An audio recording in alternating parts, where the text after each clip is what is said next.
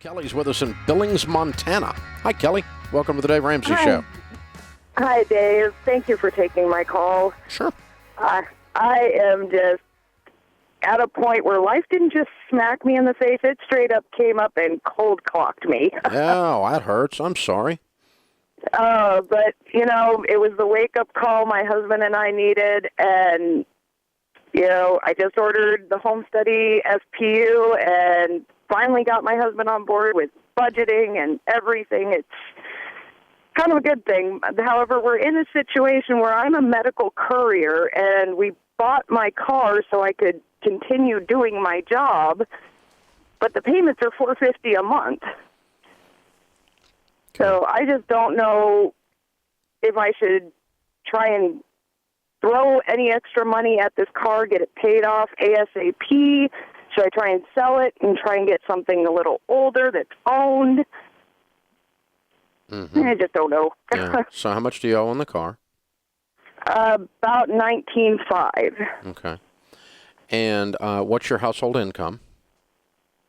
Together, net, we're bringing home about $6,000 a month between the two of us because I've been working 80-hour work weeks, picking up extra hours where I can. Net. So you're making like 80 grand a year total? Roughly, yes. Okay. All right. And what is the other car worth? The other car may be worth $6,000, but we owe $17,000 on it. Holy! It was a bad deal. Bad deal. So you owe 16 and 17 on cars. What other debt do you have? Various little medical bills and about $2,500 to the IRS. Total how much? Not counting the cars. I'd say about 40 to 45. More? Altogether. Oh, including the cars. Oh, including the cars, yes. Okay. So and you make 80. All right. So here there's a couple of rules of thumb I use on a car. Okay. I like my car. I'd like to keep it. Am I smart to do so? If that's the question, I measure that two ways. One is you should never own vehicles. That's the total of everything you have with an engine in it, even if it's all paid for, more than about half your annual income, because everything with an engine in it goes down in value. And if you've got more than half your annual income tied up in that, something that's going the wrong way, then you've got a lot tied up in stuff going the wrong way. That's a rule of thumb. You're not there. You're below that.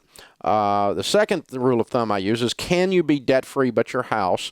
If everybody's on board and you're focused and you're going to go crazy and you're going to do this and you're going to do scorched earth on your lifestyle and so forth, can you be debt-free, cars and everything, but the house in 2 years? And the answer is yes. Okay. Can you pay off $20,000? We don't own a house. Can you pay off $20,000 a year, making 80 grand? The answer is yes. Okay. And so you could keep the car if that's the thing. The thing that bothers me, though, that's a third part, that's not normally a third part, when you drive your vehicle for a living, you are putting an inordinate amount of miles on it.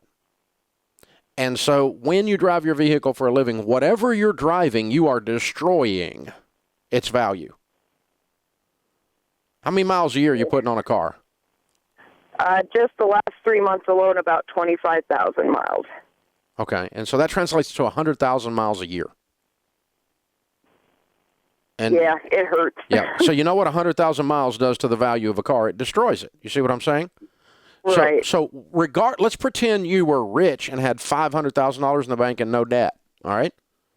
Mm-hmm. You still wouldn't drive any more car than is necessary to do this job, because this job destroys cars. Right. And so you want to drive the minimum vehicle that'll get the job done because you're destroying it. Now, what's get the job done? Get the job done is two things. One is you spend all day in a stinking car, and so it has to have a reasonable comfort level. Two is it has to be reliable.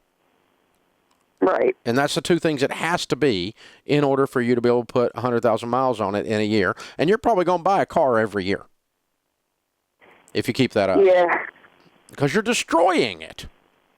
I have been looking for other jobs, and I have a prospect, but it's not guaranteed. Yeah, so. but I mean, if that changes the equation, if the job changes. But you see my point. If this is something you're going to project and do for many years, you've got to say, all right, part of the overhead of this job is I'm destroying whatever I'm driving, and I want to destroy a $10,000 car, not a $30,000 car.